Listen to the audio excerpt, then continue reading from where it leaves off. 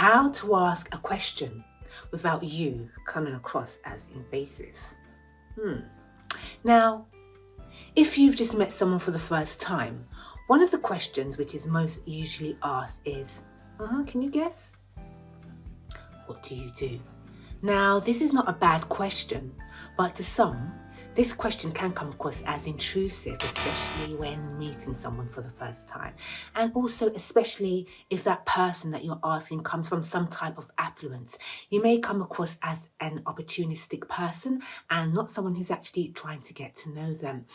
I feel that some, especially those who are doing better than others, are always on guard for people who are not and just simply want to befriend them to either take advantage of them, number one, or for who they know, number two, or what that person can do for them, number three. Now, this ulterior motive does make a person you are asking a bit more guarded than your, say, average Mr.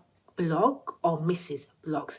Now, this is why you do need to be aware of the topics that you're bringing up are not intrusive when meeting someone for the first time, because that person may already have built-in sensors that go off each time a person they have just met or just don't simply know well enough ask these types of questions, and for that reason they won't allow people like that to get too close to them, especially when they know that the reason you're asking is not for the right reason and you may come across as you have an ulterior motive. So, for instance, asking someone what they do and going into a whole Spanish Inquisition about it, and the real reason that you're asking is that you're a lazy person, number one, and you don't want to work, number two, or think that working is beneath you, number three, and you simply just don't want to put in the time or the effort and simply just want to ride the coattails of others that you feel can elevate you. Now, that doesn't send out the right signals. And the signals that they are sending, I'm definitely sure that you don't want to be associated with that.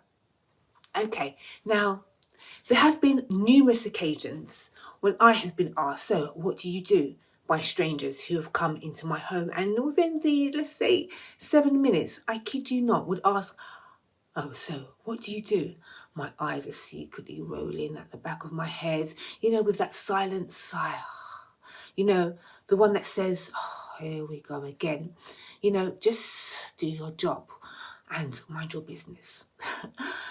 And this question is asked by your average Joe, the repairman, the gas fitter, the plumber, the DIY man, and so forth.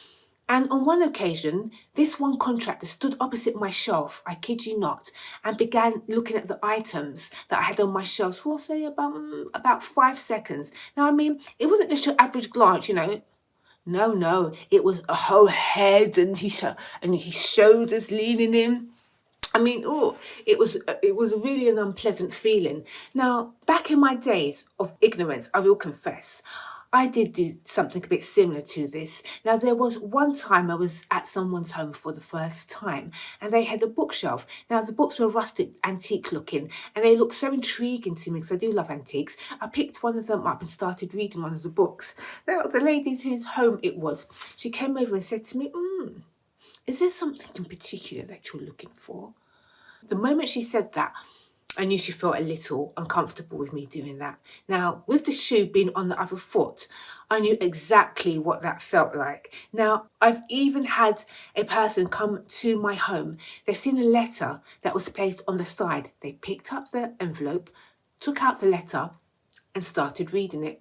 The word intrusive is an understatement here. And on another occasion, I had someone email me to ask, what are you doing for money?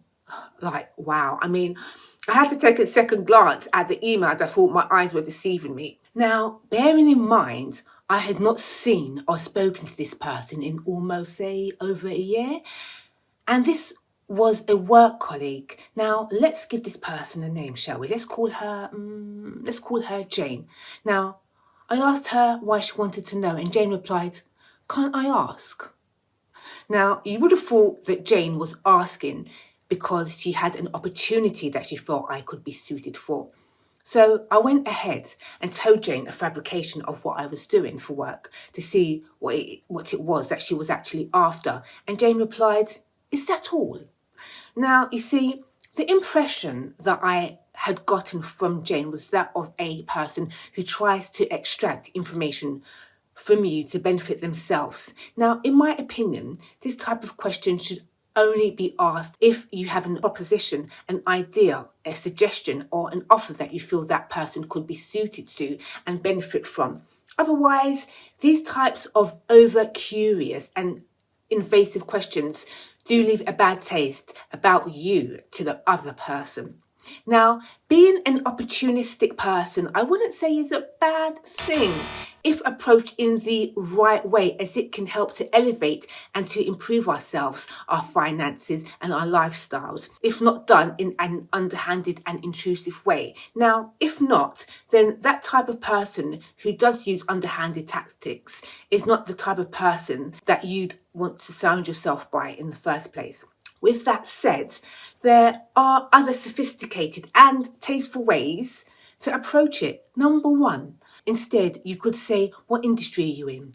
If you don't mind me asking. Now, this will give them the space to decide how much they want to reveal. That way, you're not being too direct or too intrusive. Number two, don't ask people about their possessions. Do you know how many times I've come across or heard men, and even some women too, who start asking these direct and awkward questions like, "How much was it? How much do you earn? How much was your car? How much do you pay for it?" I mean, I've heard these types of questions being asked to a person that person hardly knows or has just met. Now, it's not okay when you're fishing around for information, trying to gather as much information as you can from a person. The key really is to get to know a person organically by building a relationship with them, first and foremost. Also, be patient, but most importantly, do not show your curiosity, especially in the ways that I have mentioned. Okay, number three, don't talk about your money. Never talk about your own money, your possessions negatively. You shouldn't brag about your own money, your possessions. Even talking negatively about your own financial situation should be avoided with people that you don't know, especially those of affluence, as some well-to-do people already have built-in sensors that often go off when a topic which wasn't a topic of conversation arises. Now, that being said, in some cultures, it is totally acceptable and even customary, even for the man to talk openly about his status, what he has and owns. If he likes that woman, he will not shy away from trying to impress her in this way, because the man, he really does take pride in letting the woman know this, as it does allow him to show off his resourcefulness, and he also wants her to know that he is capable of taking care of her and providing for her. Okay, so I digress a little. I think that's another topic for another video. Okay, so as I was saying, if you start bringing up your money issues and start complaining, you may come across as though you're fishing for something. And I'm sure that may not be your intention, but for some, it is their intention, because you are aware that they are better off than you, and they may conclude that you're fishing for some sort of help from them. Okay, so with that said, that's not to say that you should never talk negatively about your financial situation. No, not at all. Okay, so however, as a standard rule, don't tell people who you feel are doing better than you are broke, unless they ask. And if they do ask, you could say something along the lines of, "Well, financially, I'm not where I'd like to be at the moment, but I have a few goals that I'm working on at the moment that will hopefully change that." Now, don't start going into your whole financial history crisis. So instead of complaining about the things that you can't afford, and start complaining about how expensive things are, is a definite no-no. And it's uncomfortable, it's awkward, and it also gives out the wrong impression. Now, if you don't know a person well enough, if it doesn't give a good impression of yourself, so let's not do that. Instead, keep it neat, keep it sweet, don't complain. don't explain, okay? Now, number 4, never ask someone you don't know, why aren't you married?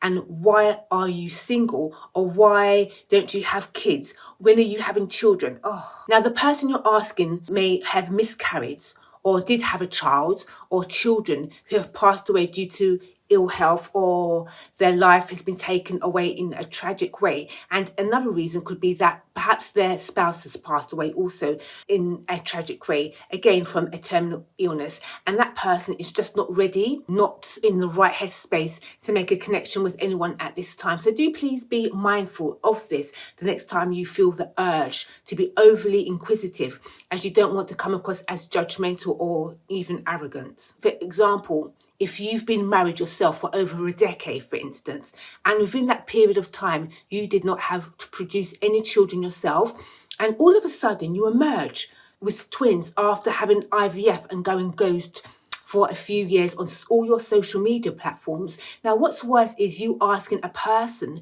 who doesn't have children why they do not have children, and then suggest that they meet someone, just anyone, and just have a baby. I know, right? The hypocrisy. Number 5, don't ask where are you from in that type of, off the cuff way, when a rapport has not been built with that person you are directing that question to. And that can also come across as a bit judgmental. And the person you are asking may be wondering to themselves, why are they asking me that? So instead of asking where are you from, you could say, oh, that's a lovely accent that you have there. Where does it derive from? Where does it come from? Now, do you see how much warmer and non-judgmental that comes across? Okay, well, I hope you enjoy these tips. And I forgot to mention, the next video will be on should we start dating men who are not our usual type. The video is somewhere here. Look forward to seeing you on the next.